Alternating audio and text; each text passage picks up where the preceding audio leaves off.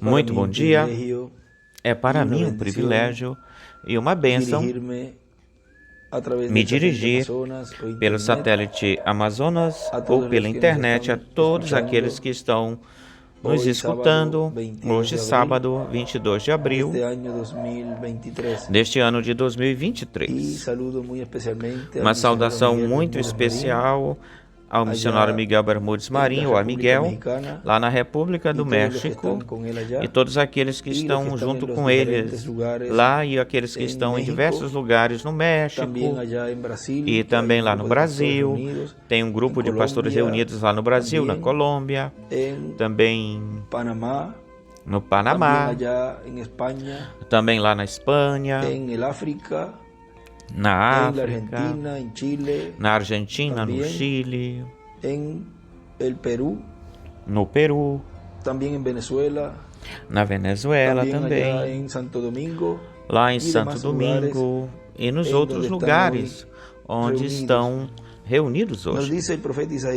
Nos fala o profeta Isaías, no capítulo 28, versículo 9 até o 13, nos diz: a quem se ensinará a ciência, ou a quem se dará a entender doutrina, aos desmamados, aos arrancados dos peitos, dos seios, porque mandamento sobre mandamento, mandato sobre mandato, regra sobre regra, linha sobre linha, um pouco aqui, outro pouquinho acolá. Porque em língua de gaguejantes e em estranha língua falará este povo, aos quais ele disse: este é o repouso, dai repouso ao cansado, e este é o refrigério. Mas não quiseram ouvir. A palavra, pois, de Jeová lhes será mandamento sobre mandamento, mandato sobre mandato, regra sobre regra, linha sobre linha, um pouquinho aqui, outro pouquinho acolá, até que vão e caiam para trás e sejam quebrantados, e se enlacem, ou sejam amarrados e sejam presos.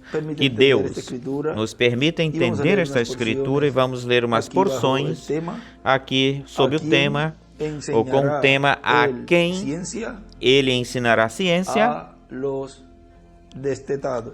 aos desmamados. Podem assentar-se, por favor. Nos fala na mensagem Arrazoamento versus Revelação, pregado dia 2 de maio de 2013 no Monterrey, no México, diz o nosso irmão William. Agora, por isso a revelação de Deus vem através de Cristo, o anjo do pacto. Para o seu povo, através do Espírito Santo, vem a revelação de Deus pelo Espírito Santo. E agora vemos que o arrazoamento sempre esteve contra a revelação. E, portanto, toda pessoa foi colocada na sua vida terrena ou terrestre, foi colocada na frente do arrazoamento e da revelação. Na mensagem, perfeita força por perfeita fraqueza ou debilidade, diz na página 11. Então, temos que nos afastar de tudo aquilo que seja uma habilidade humana. Temos que chegar no lugar no qual possamos nos render nossas almas e nossas vidas completamente, inteiramente. E isso inclui a dama de casa, o agricultor, o mecânico, ou qualquer um que for o nosso trabalho. Todos temos que render-nos completamente a Deus e reconhecer que não somos coisa alguma, nada. E então, a partir daí, permitir que Deus nos guie e comece a se mover e a obrar. Isso inclui todos nós. E isso é o que temos de fazer. A história nos comprova nestas alturas que Deus sempre escolheu aqueles que não eram coisa alguma para que fossem seus personagens sobressalentes. Deus pega a pessoa que não é nada, coisa alguma. Neste dia, se você não tem uma boa quantidade ou muitos estudos teológicos, é melhor que você nem se atreva a chegar na cidade ou numa campanha. Mas se você tiver muito respaldo de estar bem treinado, então pode chegar em qualquer lugar e obter facilmente a cooperação ministerial e ter uma campanha com um grande sucesso ou êxito. Mas não é uma campanha, ou digamos melhormente, é uma campanha, mas é comum a como todas as outras. E que benefício ter algo desse tipo, desse jeito? Nesse tipo de cultos, quando fazem o chamado para o altar, os rapazes chegam e as meninas chegam mastigando chiclete, os adultos também. Vêm apenas para depois andar dizendo que foram ao altar. Vão para os lugares de oração e de instrução e saem para ser aspergidos e submergidos, ou o que for que aconteça. E dentro de um ano, reticências. Um dos nossos mais reconhecidos evangelistas disse uma vez que estava sumamente contente se ele pudesse salvar 10% dos seus conversos ou convertidos em um ano. A verdade é que se neste ano teve 1.000 conversos, então para o ano que entrar deveria ter 10.000. Mas acontece é que não estamos acertando no alvo, não estamos cumprindo o propósito. Alguns edificam sobre uma concepção intelectual, sobre alguém que sabe de tudo, para depois dizer, este homem, um erudito muito instruído, devemos treinar nossa gente ou nossas pessoas e dar-lhes muitos estudos ou muito estudo. E ele escreve aí, edificando sobre concepção intelectual, ou uma concepção intelectual. Depois, na página 12, os outros baseiam-se em alguma sensação, em algum movimento, um estremecimento, um pranto, um grito, dançar no espírito, ou algum outro tipo de coisa. Baseiam-se em alguma emoção, em alguma manifestação externa. E isso é tão mal ou tão ruim quanto a educação. Vejam, e nós vimos faz pouco tempo que a educação é do diabo.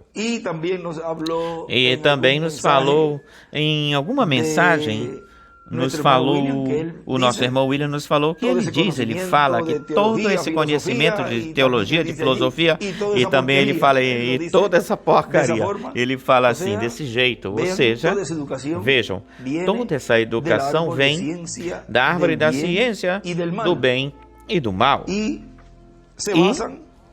baseia-se e edificam a sua fé sobre essa concepção intelectual, sobre uma educação que provém da árvore da ciência, do bem e do mal, do diabo. Continua dizendo, isso é tão ruim quanto a educação. Se o diabo não puder fazer tropeçar deste lado, então ele o empurra para o outro lado. Mas a coisa ou a situação está em não ter nada em si mesmo do que depender, nem de nenhuma coisa que você possa fazer, apenas em uma completa e rendição das suas habilidades diante de Deus e dizer, aqui eu estou.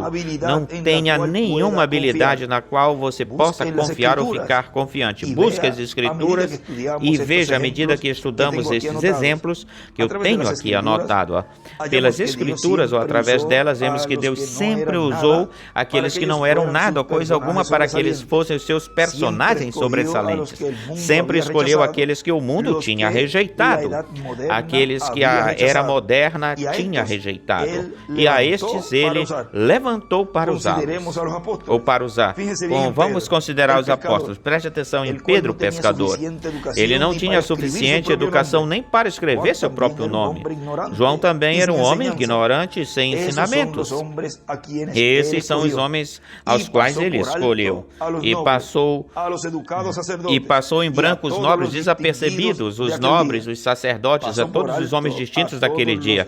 Passou em branco todos aqueles que foram destacados, os membros da igreja, não teve consideração com eles, e todos aqueles que pensavam dentro de si mesmo que era alguma coisa, e levantou aqueles que não eram nada e os usou.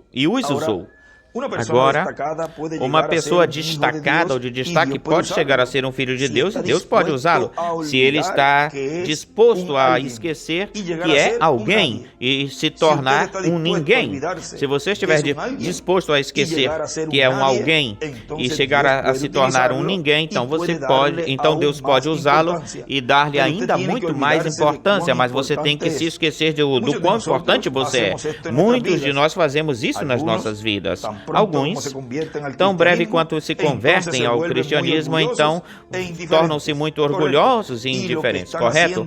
E aquilo que estão fazendo é voltando, em vez de caminhar para frente, para diante. Quanto mais você possa tirar do seu próprio ser, então você terá mais lugar para que o Espírito Santo entre. É como quando Elias falava com Josafate.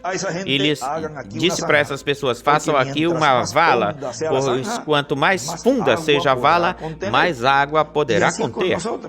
E assim acontece conosco, quanto mais nos esvaziamos de nós mesmos e quanto mais lixo das nossas habilidades possamos tirar, então mais lugar haverá para ser preenchido, enchido pelo Espírito de Deus. Quando façamos isso assim, só assim acontecerá. Apenas isso acontecerá. Acontecerá assim desse jeito. Veja o que nos diz um livro de citações na página 8A do parágrafo 80. Nos fala: Jesus era completamente, totalmente, inteiramente um homem. Ele podia chorar como um homem, ele podia comer como um homem, ele podia ficar cansado como um homem. Ele foi inteiramente, totalmente, foi um homem na sua natureza física, ou condição física, e no seu espírito, ele foi inteiramente totalmente Deus, de modo que ele fez a sua carne submissa ao Espírito que estava nele. Ele foi um homem, completamente um homem. Deus pegou aquele homem inteiro para trazer total libertação, e ele o encheu com seu Espírito. O Espírito Santo estava nele sem medidas, e ele foi tentado tal como nós fomos tentados, e ele foi Deus, inteiramente Deus. Ele provou isso quando levantou os mortos, quando parou a natureza, o mar embravecido e os potentes ventos, quando ele falou às árvores e às outras coisas, e eles o obedeceram. Ele era Deus por dentro, ele era Deus por dentro. Ele pôde ter sido homem porque ele era homem, mas ele entregou-se totalmente, completamente nas mãos de Deus, para o serviço de Deus, a serviço de Deus, e ele é o nosso exemplo. E ele escreve aí: Jesus era homem por fora e Deus por dentro. Tem uma vez, pelo mês de junho do ano que passou,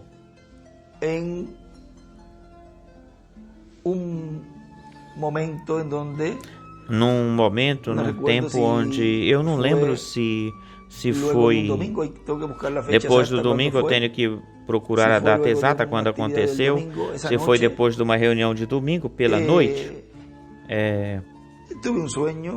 Eu tive um sonho que depois eu contei, eu deixei gravado nesse dia esse sonho, eu guardei. Eu tenho ele registrado que foi nesse dia e está guardado. Talvez ou escutamos, vamos escutá-lo em algum momento. Pode ser hoje, se der tempo eu posso enviar lá para o irmão Miguel, é bem curtinho. E vemos como nesse sonho, mesmo sabendo que é uma coisa secundária, os sonhos, o irmão Branham fala isso, e a pessoa tem que ver nas Escrituras, ver o sonho nas Escrituras, se é conforme, de acordo com as Escrituras. Se não, pois então não é correto, não é certeiro. E o que foi mostrado aí é uma total rendição, o rendimento, se render de um ser humano.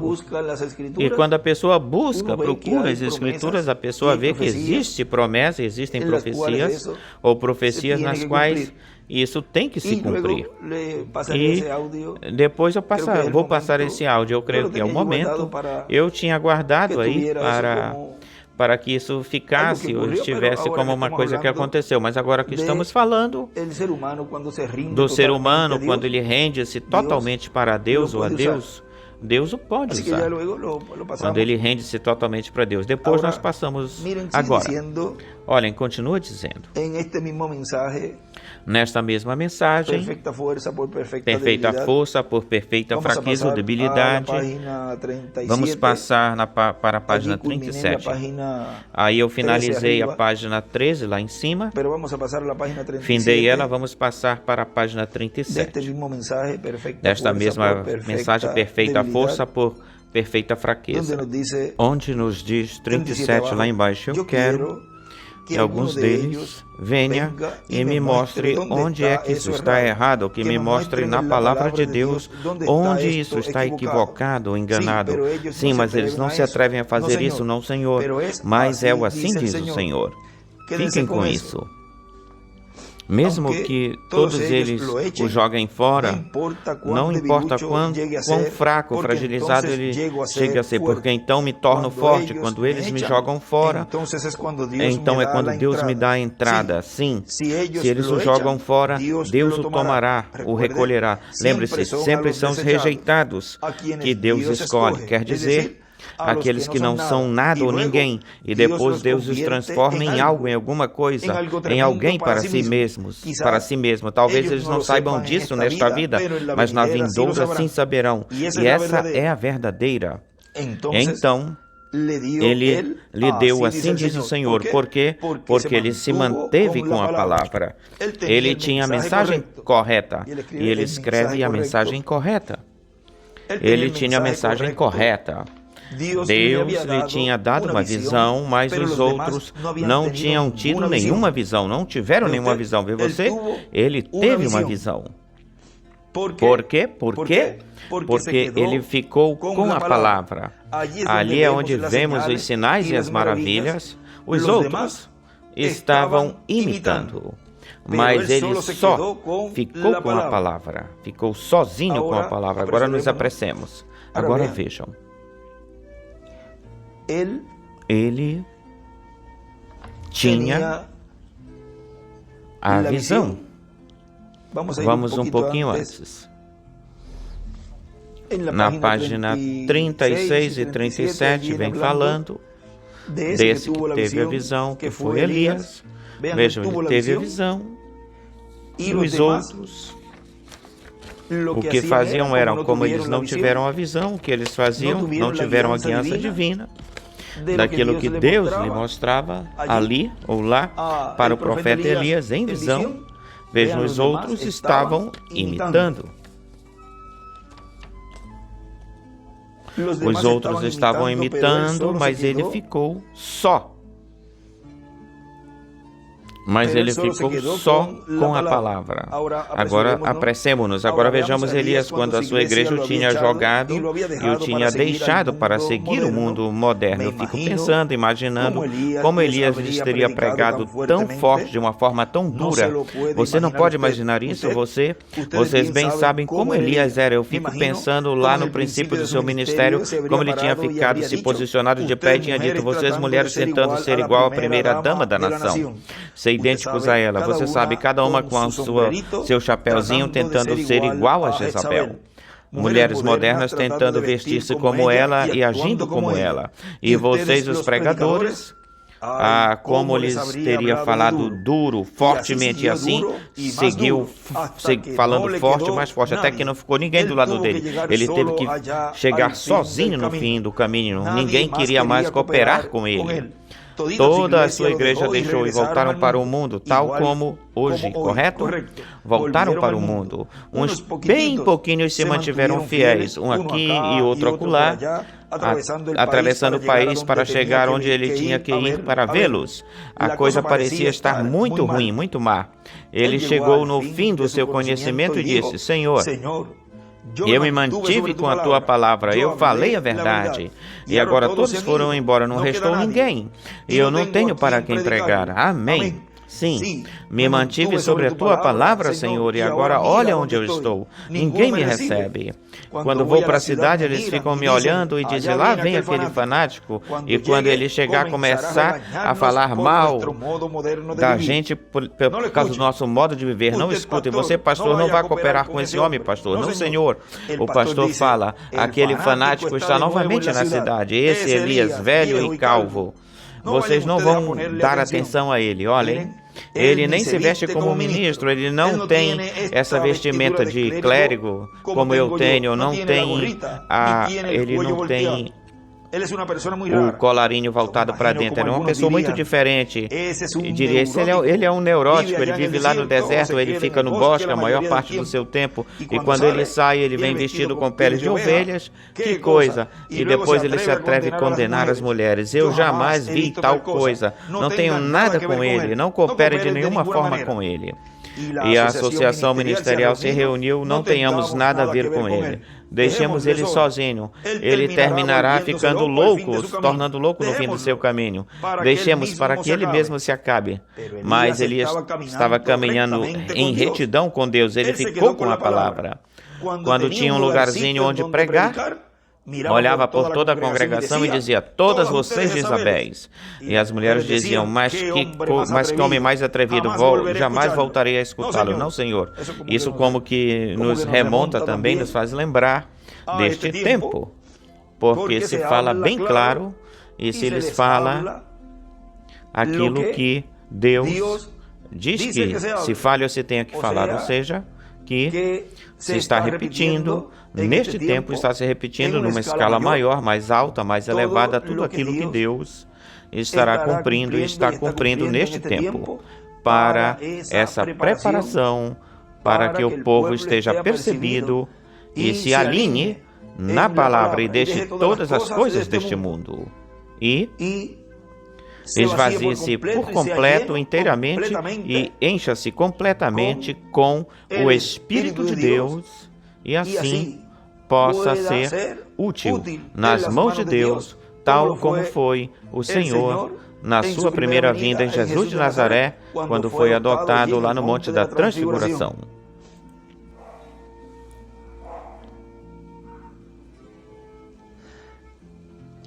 E as mulheres diziam: mas que homem tão atrevido, jamais voltaremos a escutá-lo. Não, Senhor.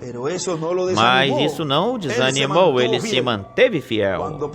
Quando perdeu a sua igreja, quando todas as denominações deram as costas para ele, então foi quando ele chegou a se tornar bem fraquinho. E ele disse: eu sou o único que fiquei e estão me procurando para me matar. Me fuzilariam se eles pudessem fazer isso. Estão buscando a minha vida e sou o único que ficou. Senhor, o que eu posso fazer, Senhor? Então foi quando chegou a ser fraco, bem fraquinho, e ainda fiel, mas confessando as suas fraquezas, as suas debilidades. Então Deus lhe falou: vem cá, sobre o monte. E aí o irmão William circula a palavra monte, lembre-se que isso representa o monte de Sião, ou seja, a era da pedra angular. Vem para cá sobre o monte, porque eu vou te dar uma mensagem nova. Agora eu vou te enviar uma mensagem nova. Agora, olhem, vamos ir um momento, vamos parar aqui por um momento e vamos passar ao livro de citações, na página 167. Página 167, parágrafo 1494, diz: ali estava a pombinha sentada lá, olhando para mim. Isso é da mensagem nas asas de uma pombinha branca. Na versão que eu tenho aqui é na página 25. E essa parte nós já tínhamos lido essa parte. Em algum estudo, acredito que no ano passado, no ano que passou, olhem, nos fala, ali estava a pombinha, sentada ali, olhando para mim. Eu andei em torno e pensei, certamente é uma visão. Voltei minha cabeça, olhei para trás, e ali estava sentada, com essas pequenas asinhas brancas, justamente tão nervosa quanto ela poderia estar, seus pequenos pés amarelos e pequeno biquinho amarelo, sentada ali olhando para mim. Estava me olhando diretamente olhando para o oeste. Eu andei ao entorno dela, eu não a tocaria por coisa alguma. Eu continuei subindo o caminho, o sendeiro, olhei para trás e ali ela ainda estava me olhando, a pombinha. Irmão, como um filho de Abraão. Eu não considero aquilo que o médico me falou. Não levei isso em consideração. Vou estar bem de todas as formas. Eu não considerei aquilo que o médico me disse. Quando o médico lhe falou que ele, essa doença que ele tinha aí do estômago, ele iria tê-la pelo resto da sua vida, essa doença, essa enfermidade. Mas vejam, ele não considerou isso.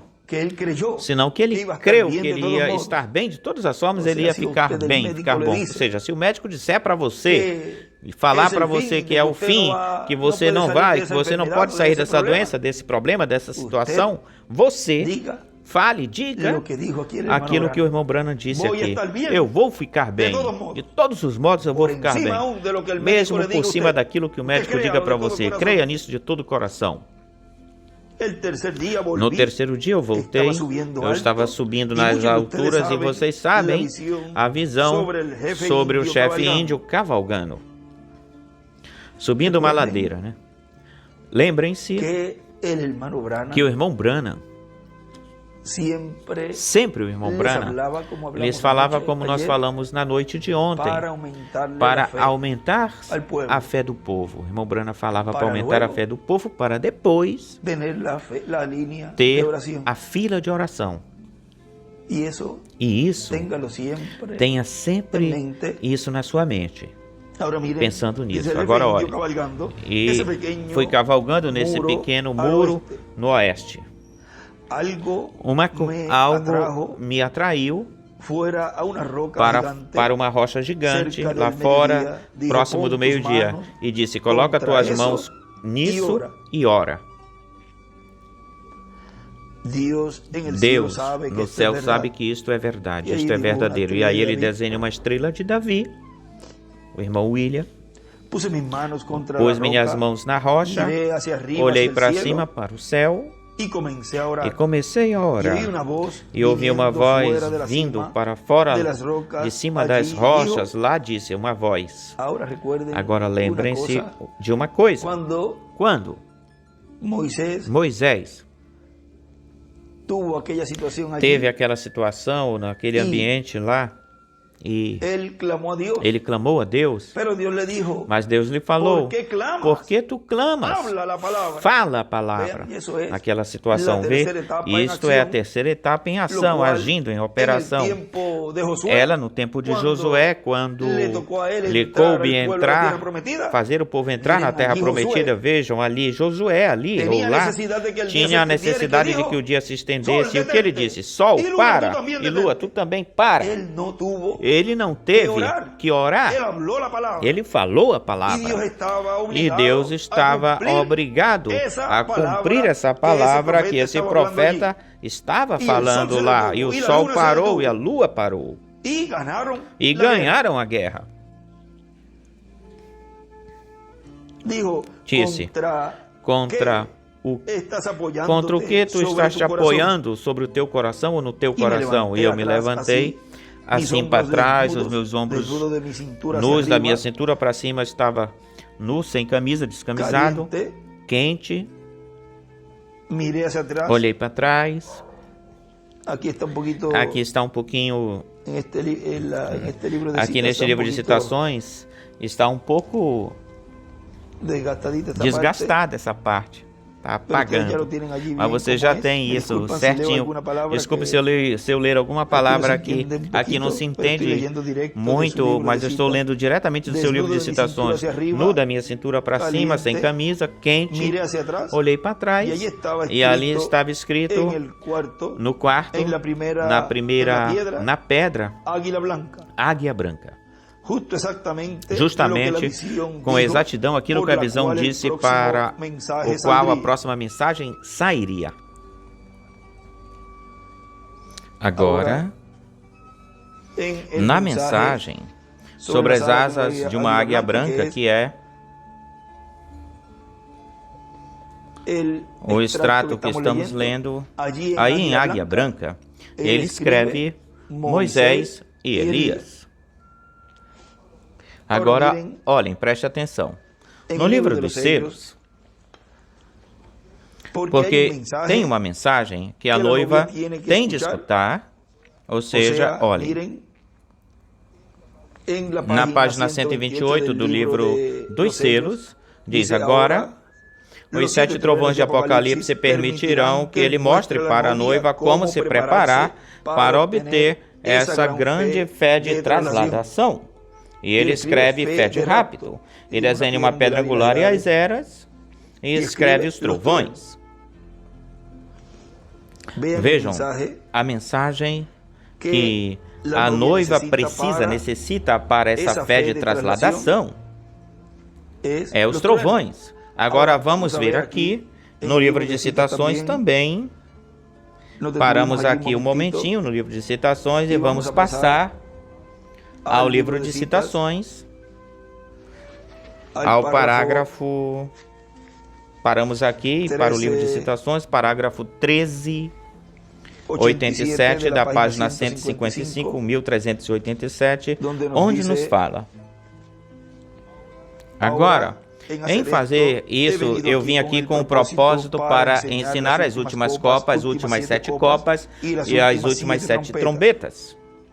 E os últimos 7 trovões do livro do Apocalipse, ligando-os juntamente nesta hora em que vivemos, seguindo a abertura dos 7 selos.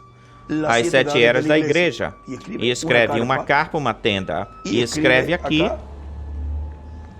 as 7 trombetas, as 7 copas e os 7 trovões. E escreve o ensinamento na carpa é igual os trovões, as 7 trombetas. E escreve bem pequenininho aí, carpa, tenda. Desculpem, copa. Os 7 trovões, as 7 trombetas, e escreve copa, bem pequeno.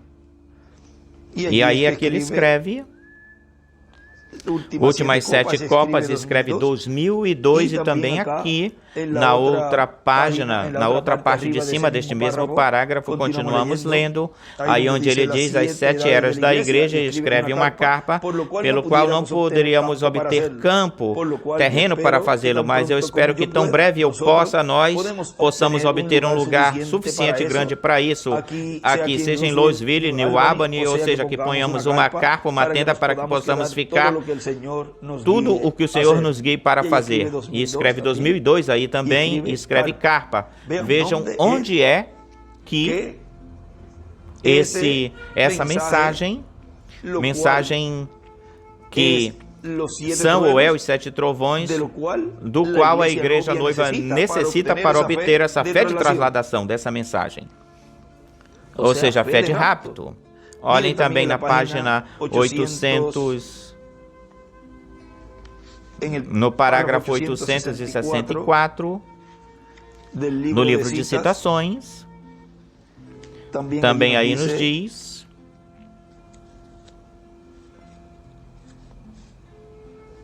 isto da página 100, parágrafo 864, é um extrato do 7º selo, diz.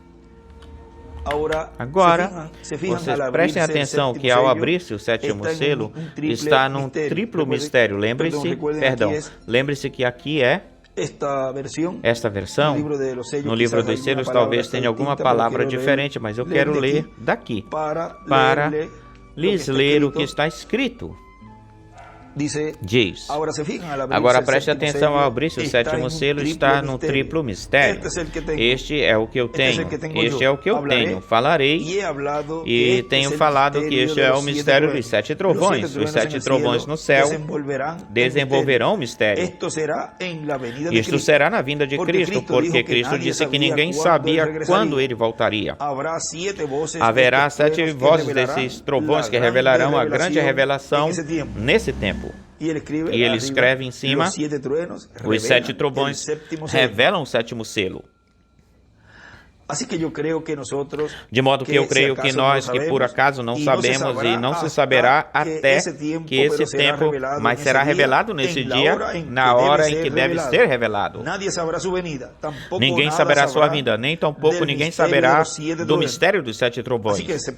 De modo que se pode ver que isto tem conexão um com o outro. É tudo o que entendemos disso até este dia, porque o resto disso já está desenvolvido e escreve cumprido.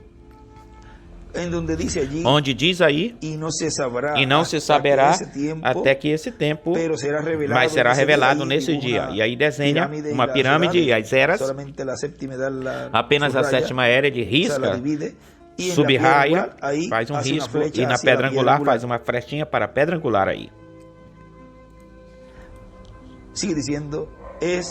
Continua dizendo, tudo o que entendemos a respeito disso até este dia, porque o resto disso já está desenvolvido, ou seja, cumprido, escreve aí, cumprido. Mas isso não está desenvolvido, ou seja, isso não está desenvolvido, isso não está cumprido. O 7º selo. Estando eu sentado no meu quarto, ouvi isto. Não ouvi talvez, mas olhei e desenvolveu-se para os 7 trovões. Agora, nada mais até ali. Podemos chegar nada mais além disso, ou até aí podemos chegar. E aqui no 7º selo, quando ele o abriu, ele também o omitiu, o escondeu de novo, novamente. E em cima escreve: o 7º selo é igual à vinda do Senhor com Elias e Moisés. Vem de modo que vemos que é um completo mistério. Não chegou a hora para que este mistério se conheça, ou seja, conhecido. De modo que até aqui, chegamos até aqui. O resto disso se saberá aproximadamente quando Cristo esteja por vir pela sua esposa, ou o que tenha de acontecer nesse tempo. Agora olhem, nesta mensagem também, perfeita força por perfeita fraqueza, olhem na página 53 embaixo e 54 lá em cima, ele nesta oração diz: Senhor, isso é apenas um exemplo da condição de muitas pessoas. Eu rogo que tuas bênçãos repousem sobre esta congregação solenemente, Deus, solenemente, Pai. Há uma só coisa que nos resta, de acordo com o que eu posso ver. Isso é que tu te levantes em algum lugar, em alguma parte, com os vasos vazios. E ele escreve Apocalipse 11, 3, 14, 15, 11, do 15 ao 19, e 6, do 12 ao 16. Escreve Moisés e Elias. Que tu te levantes em algum lugar com alguns vasos vazios e envergonhes este mundo, ou que mandes a Jesus Cristo brevemente, Senhor. Aqui já está o fim. Continua na página 54, existem 2 coisas ainda por se fazer, e as temos que presenciar brevemente, logo, ou seja, as teremos que ver logo, vê-las, e as teremos que presenciar brevemente, porque sabemos que estamos no fim. Algo muito extraordinário se levantará imediatamente, ou veremos a vinda do Senhor. Toda a profecia foi cumprida. A última coisa antes da ressurreição da igreja. Agora, aí é que ele escreve, também aí em cima, as 2 coisas que veremos. E escreve: 1, a vinda do Senhor; 2, Moisés e Elias, ou 2, Moisés e Elias. Agora, olhem, vamos terminar aqui, no livro de citações, onde tínhamos parado aí, da página 167, do parágrafo 1494, 1494, diz: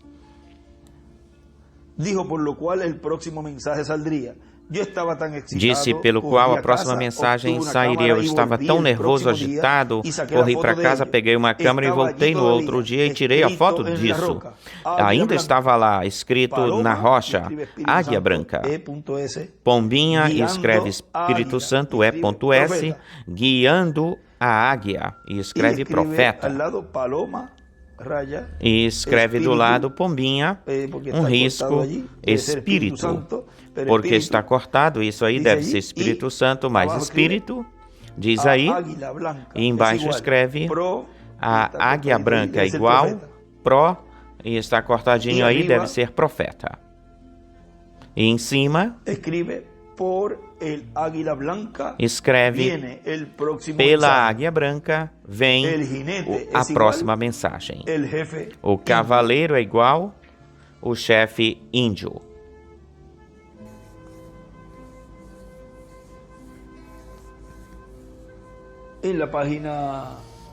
E na página 25 aí, também podem buscar nesse estudo que se falou desta mensagem, onde podem ver aí tudo que ele escreveu nessa página, nessa porção. Bom, continuando aqui onde tínhamos parado no início, no princípio, da página 39 de perfeita força por perfeita fraqueza, diz, uma oraçãozinha diz, então Deus lhe falou, vem cá, sobre o monte, foi aí onde ele circula a palavra monte, porque eu vou te dar uma mensagem nova. Agora eu vou te enviar uma mensagem nova. Eu já te falei como tu deverias condenar essas coisas, mas agora eu vou te enviar com algo para provar que isso foi a verdade. Elias, tu tens trabalhado bem, falaste com eles, falaste da primeira dama da nação e de todas essas coisas e como elas estavam vivendo. Condenastes a Acabe e as suas coisas modernas e a todas as igrejas modernas e falaste claramente para os pregadores. Tu fostes um bom exemplo, tu destes um bom exemplo, te mantivestes fiel, mesmo sem ajuda de nenhuma organização e nenhum respaldo, e ficastes sobre a palavra, com a palavra. Agora vou te dar algo mais. Vai lá e diz para aquele hipócrita, assim diz o Senhor, não haverá chuva nem orvalho do céu, senão pela minha palavra.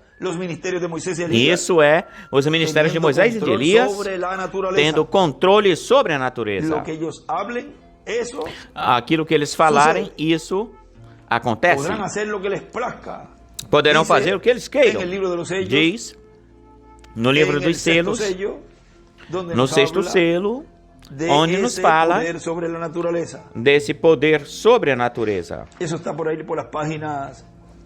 Isso está por aí pelas páginas 360 por aí, 359, 360, todas essas páginas, onde se fala. Na página 364, vamos ver essa pequena porção aqui. Agora, por que é que eles têm controle sobre tudo isso? Olhem o porquê. Diz. Agora, embaixo, página 364 do livro dos selos. Agora, no tempo da tribulação, vemos a estes dois profetas, os quais têm o controle de tudo com a palavra que Deus lhes dá. Apenas poderão falar à medida que Deus lhes dê a palavra. Poderão falar, eles não são deuses, senão que no sentido superficial são deuses, porque até mesmo Jesus falou assim, se foram chamados deuses aqueles a quem veio a palavra, a estes deuses envia a sua palavra, e quando eles enviam, e quando eles falam, acontece. Aqui os vemos aqui com uma comissão, ou uma missão de Deus para ferir a terra quando eles queiram. Feche-se os céus e assim acontece. O que está acontecendo? Deus está a ponto de redimir os 144 mil que estão no livro da redenção. E isso está debaixo do selo da redenção no sexto selo. Amigos, este é o sexto selo que foi tão misterioso. E olhem algumas coisinhas aqui que ele escreveu. Ministérios adotados no Monte de Sião. Ou seja, na igreja do Senhor Jesus Cristo, no meio da igreja do Senhor Jesus Cristo, esses ministérios adotados. E escreve, olhem o porquê, tem o controle sobre a natureza. Diz Moisés e Elias, tem o título de propriedade. Moisés e Elias tem o título de propriedade. E ali onde ele diz, feche seus céus, e assim acontece, e escreve, desenha uma estrela de Davi. Isso é na parte de baixo da página 364, do lado direito, embaixo, aí nessa esquinazinha, desenha uma estrela de Davi, e no lado esquerdo escreve, falam à medida que Deus lhes dê a palavra, ou lhes dá a palavra. E na página 365, lá em cima, escreve: o sexto selo é igual o selo da redenção. E também escreve: os 144 mil estão no livro da redenção. Agora continuamos aqui na página 39 da mensagem perfeita, a força por perfeita debilidade ou fraqueza. Continua dizendo: o levou até lá, sobre o monte, para mostrar-lhe essas coisas. Onde Deus o levou? Ao monte, lá em cima, ao cume, ao topo. Ele mostrou todas essas coisas. Não levou, o anjo não levou o irmão Branham para uma visão, onde é chamada de a visão da carpa, da tenda, e onde o anjo lhe mostrou certas coisas, e ele falou que viu essa luz, que estava falando com alguém mais acima, de onde ele estava. Ou seja, estava lhe mostrando tudo.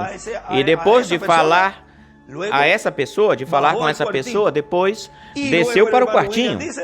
E então o irmão William diz que também ali estava falando com alguém ali. Ou seja, que ali ou lá também estava esse com quem estava falando mais acima, onde o irmão Branham o viu.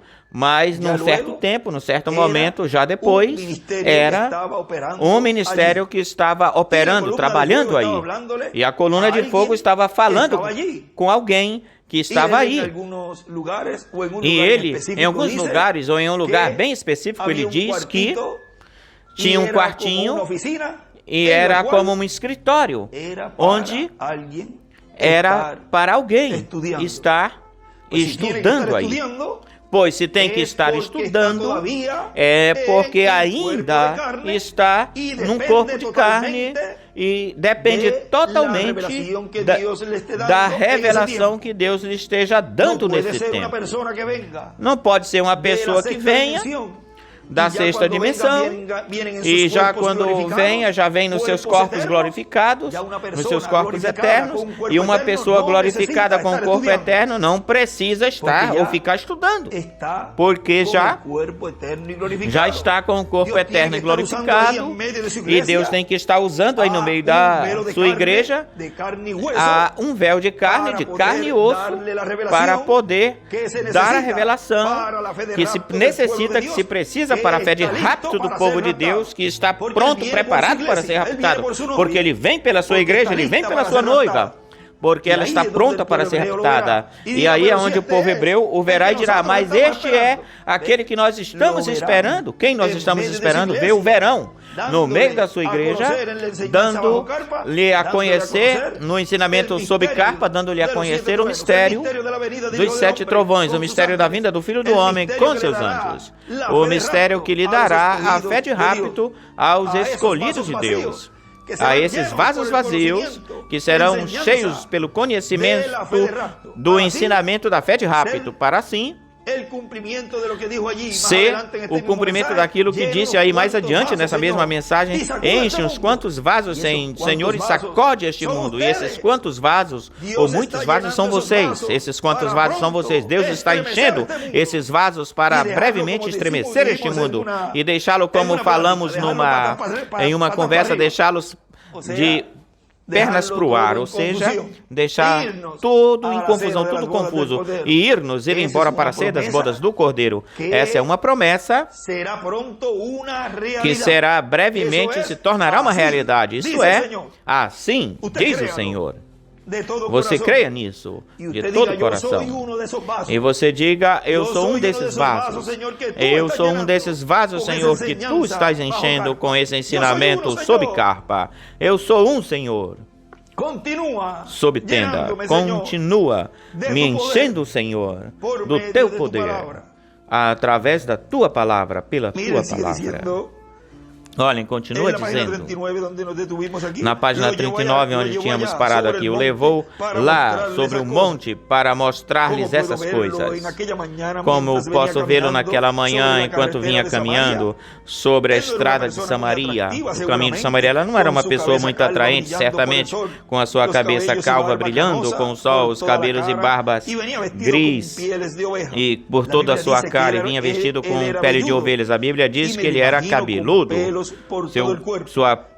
E imagino ele com cabelo por todo o corpo, cabelo grisalho, pelo grisalho. E aí ele vinha com essa vara na mão e os olhos tão agudos, tão pontiagudos, fixos, olhando diretamente para o céu. Olhos vivos, ele circula, olhos vivos, e circula céu. Enquanto vinha caminhando, imagino que ele parecia caminhar como um rapaz de 16 anos, quando na verdade tinha 80 anos, e via diretamente para Samaria. Ele, na sua fraqueza, meu irmão, já tinha sido feito forte, já tinha sido fortalecido. Minha força é suficiente. Página 40. Elias, não fique preocupado, Elias, pelas organizações. Minha força é tudo do que tu precisas. Não fiquem preocupados pelas organizações, porque a força de Deus está com vocês e também está comigo. Não te preocupes pelas organizações. Minha força é tudo aquilo que tu precisas. Uma vez eu estava de pé na frente de um grande templo e disse: Deus, como eu teria vergonha se eles viessem ver o meu escritório. Então ele me respondeu e disse: eu sou a tua porção, eu sou a tua porção, minha força se faz forte na fraqueza, minha força. Elias, Paulo ou qualquer um, minha perfeita força pode ser cumprida quando tu tires do meio, porque nas tuas fraquezas sou eu fortalecido, eu sou feito forte, eu sou o forte que entra e preenche esse vazio. Agora, olhem. Tudo o que ele nos mostrou aí, nesta porção que lemos, que tínhamos lido. Continua dizendo o nosso irmão William nesta mensagem, neste pequeno extrato que estamos lendo, arrazoamento versus revelação, onde tínhamos parado aqui. Continua dizendo, Deus sempre recomendando que escolham a revelação divina para que a pessoa viva para sempre.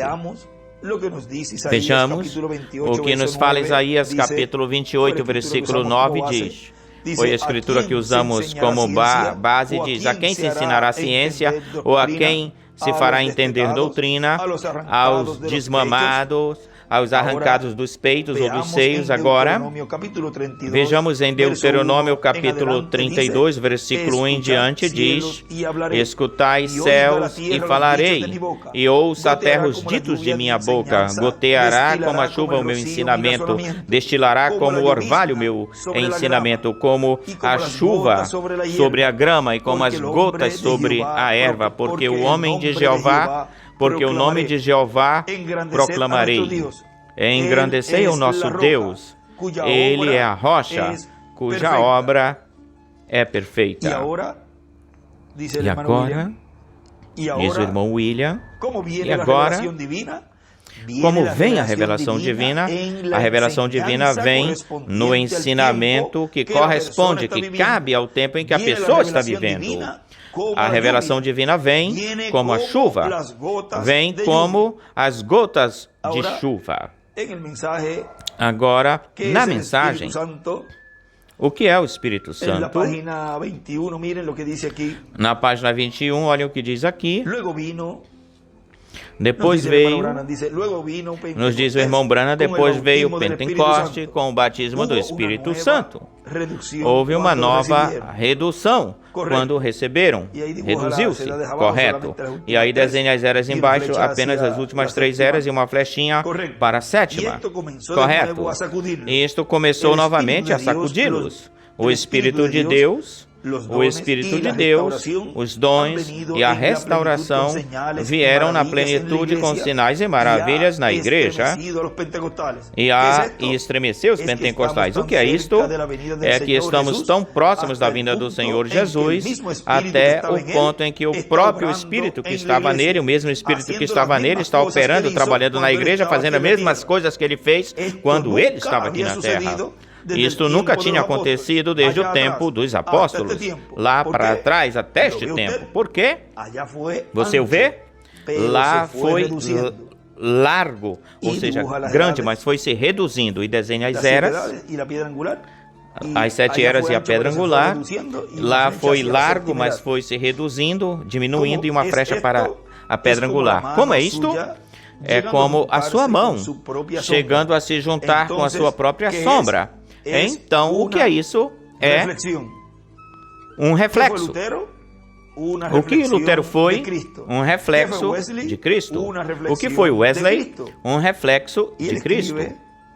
E ele escreve: em cada mensageiro, Cristo refletiu-se em cada mensageiro, e como será ele, de como ele seria ou será na era da pedra angular. E cada era refletiu aquilo que será a era da pedra, e desenha uma pedrinha, ou seja, angular. Preste atenção, a era de Billy Sunday acaba de terminar. No outro dia, o ancião Dr. Whitney, que ensinou desde este púlpito o último dos da velha escola, creio, morreu com a idade de 90 anos. Billy Sunday foi um homem que levou avivamento para as igrejas nominais no seu tempo. Ele não brincou com a verdade, ele ficou de pé ali e lhes falou: todos vocês metodistas, inclusive os pregadores, humilhem-se até o pó da terra. Vocês presbiterianos e batistas, façam a mesma coisa. Ele não brincou com a verdade.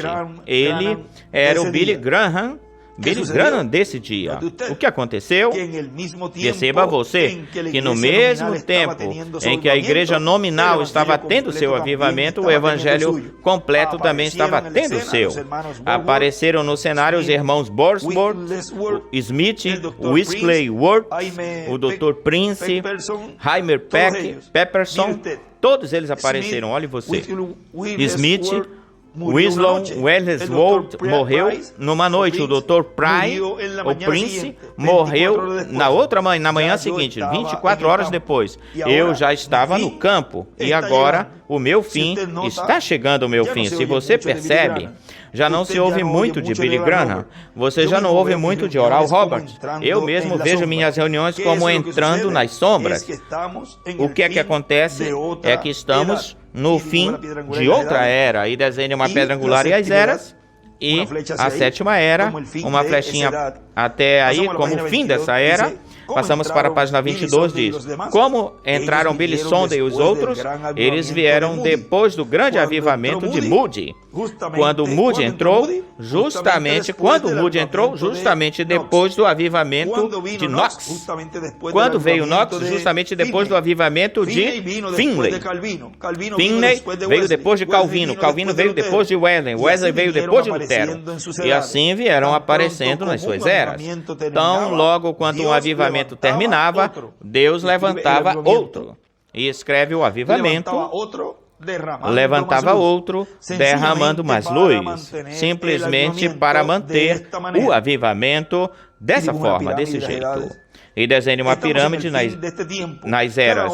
Estamos no fim deste tempo. Cada homem olhou para o fim, para o final do seu dia, no final do dia, esperando pela vinda de Cristo. Mas a eles restava por diante muito ainda por ver.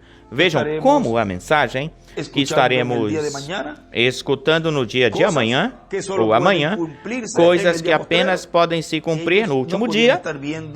Eles não poderiam estar vendo essas coisas porque só tinham que ser cumpridas neste tempo do fim, essas coisas.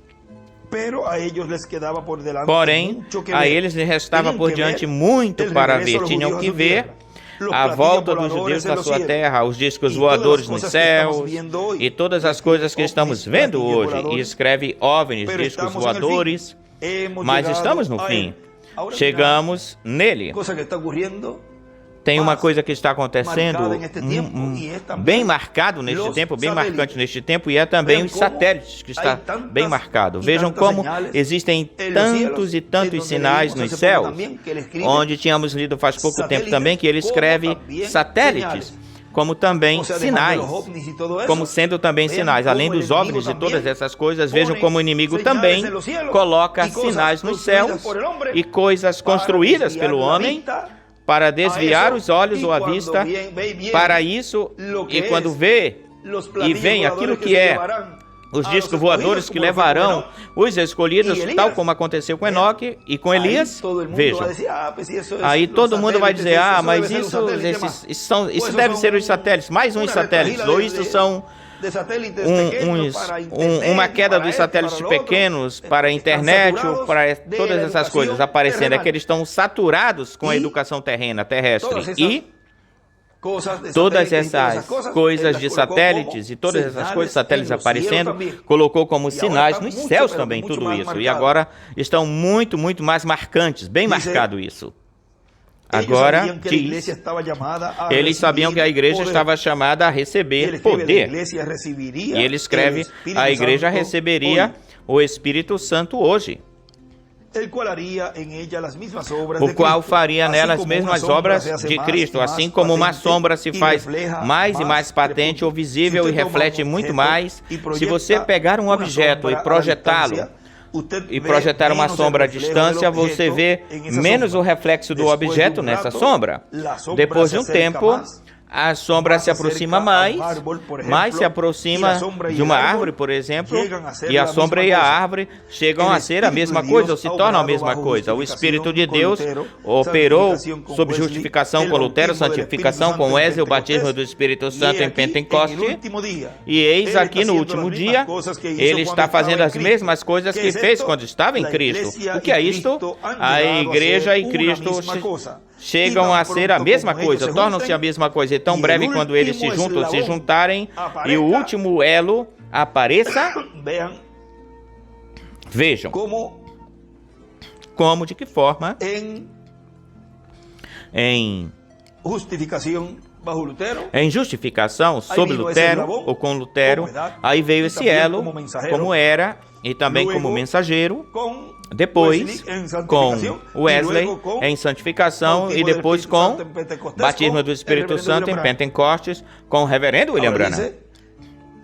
Agora diz que quando tão breve ou tão logo quando eles se juntem e o último elo apareça, ela se irá clamando pelos céus, ou através dos céus. E ele escreve, desenha uma estrela de Davi e escreve o último elo. Quando apareça ou aparecer, a noiva se irá embora.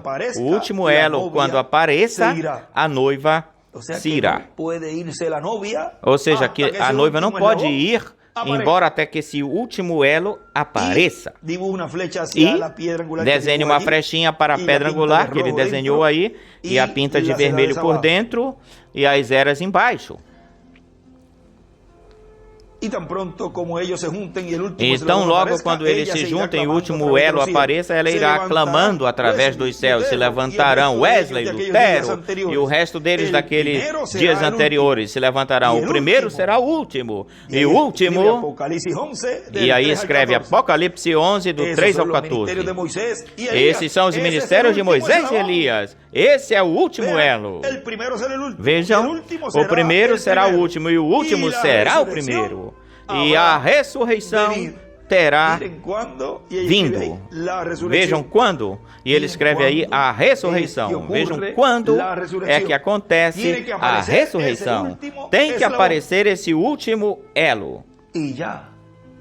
Tem que aparecer. E já está no meio da igreja. Já está no Monte de Sião. Já está na era da pedra angular.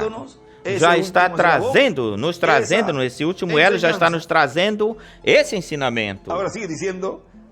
Agora continua dizendo, embaixo, continuando na página 22 para 23, estamos no tempo do fim, escutem-me.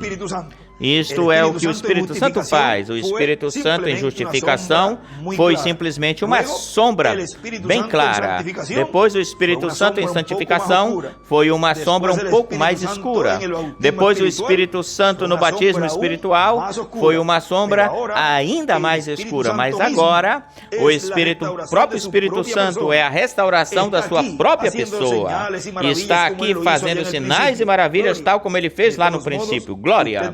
De todos os modos, você me chamará agora um santo rodador. Se você quer começar a me chamar assim, faça isso. Escutem-me agora, irmãos. Escutem isto. Todas as mesas estão cheias de vômito e de sujeira, até não ter lugar limpo.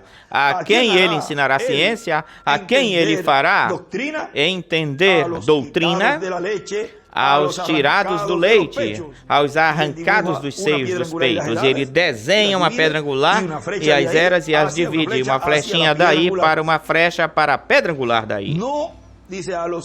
Aos desmamados, aos tirados do leite, aos arrancados dos peitos, dos seios. Não a bebês presbiterianos ou a bebês metodistas. Não para eles. Não a bebês presbiterianos ou a bebês metodistas, a bebês pentecostais, a bebês luteranos ou a bebês nazarenos. Ele deseja achar alguém que esteja disposto a afastar-se dos peitos, dos seios e a comer carne sólida. Aqui está. E lembrem-se, no livro de citações, tem uma parte onde ele nos mostra o que é essa carne sólida e vamos ver aqui rapidinho onde é que isso está, essa parte na página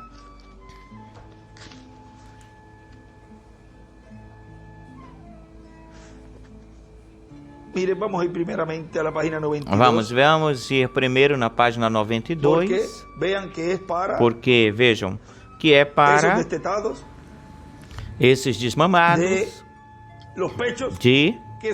dos peitos ou dos seios, que já se lhes dá essa carne sólida para eles. Agora olhem na página 92 do livro dos selos, na metade do parágrafo diz, ele desenha uma estrela de Davi, aí no princípio dessa oração diz, Senhor Jesus, a hora está bem adiantada e possivelmente pode ser muito mais tarde do que estamos pensando.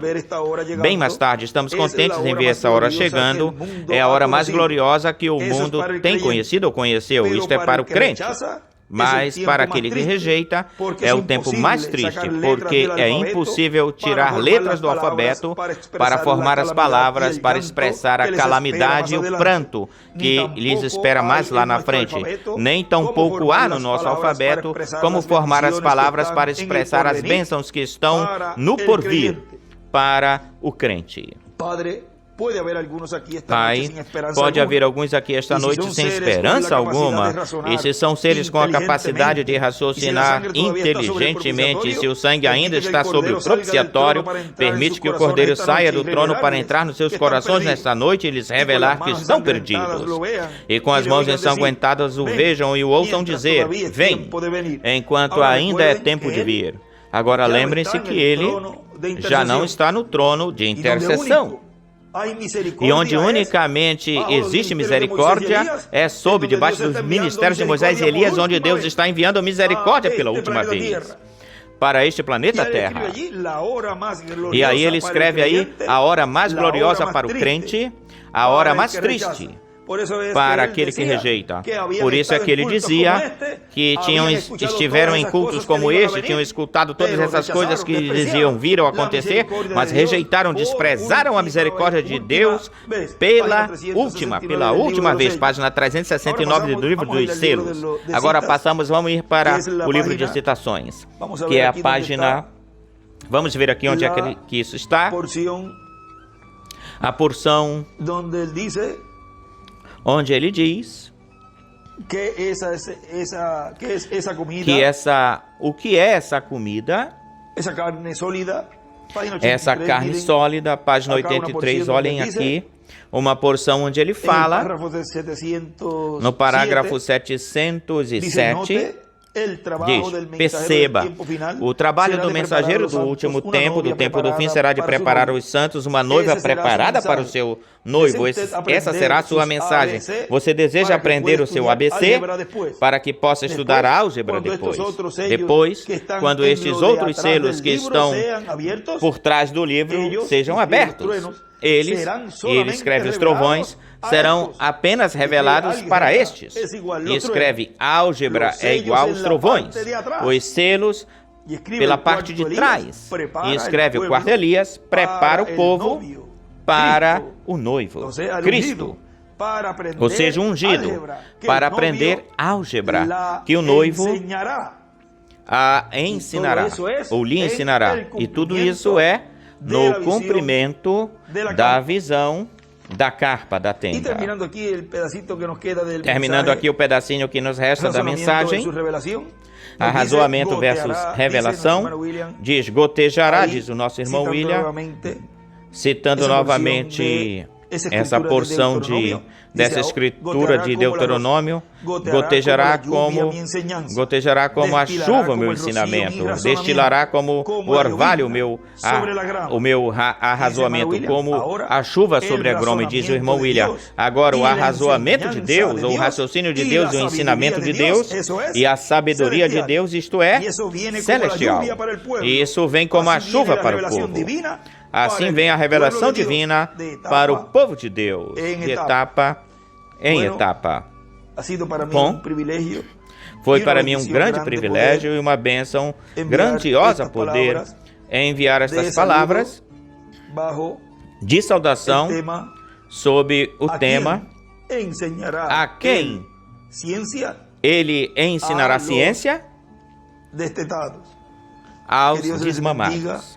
Que Deus os abençoe grandiosamente e a comer, ou seja, continuar comendo carne sólida, continuar compreendendo, entendendo e recebendo a álgebra, ou seja, os trovões, que é aquilo que estamos recebendo neste último tempo, neste tempo do fim, que são as coisas que só podem ser cumpridas no último dia, no dia postreiro, neste último dia, na dispensação do reino e era da pedra angular.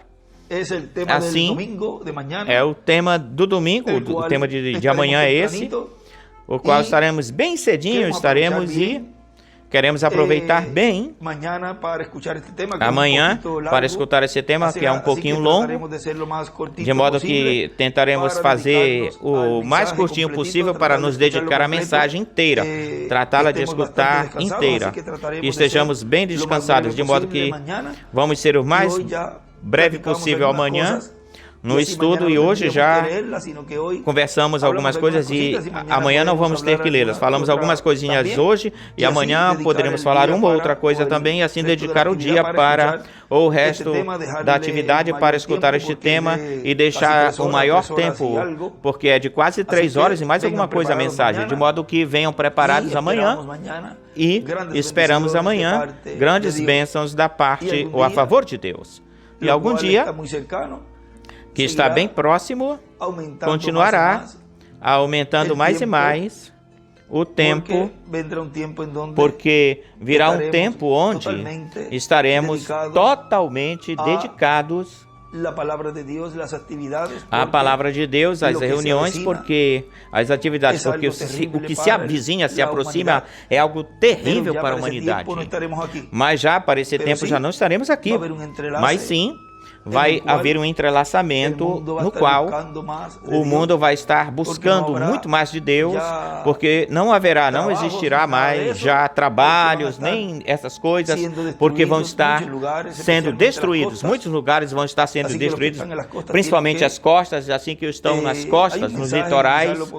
Tem uma mensagem que talvez colocaremos ela mais adiante, onde ele fala que esse ministério, que estará no fim do tempo, lhes falará para que saiam desses lugares e assim não recebam juízo divino, ou algum desastre que vem ou vier, e diz que haverá pessoas que escutarão, existirão pessoas que escutarão essas recomendações e sairão, se moverão. E se houver um lugar onde vai acontecer alguma coisa, seja um terremoto, seja um vulcão, seja um tremor de terra, ou um tsunami, ou alguma coisa desse tipo, se falará e o crente se moverá, e aquele que não, pois se ficar, vai receber o juízo divino e possivelmente morra com essa catástrofe, e se for um escolhido, pois vai perder a bênção de ser transformado, porém voltará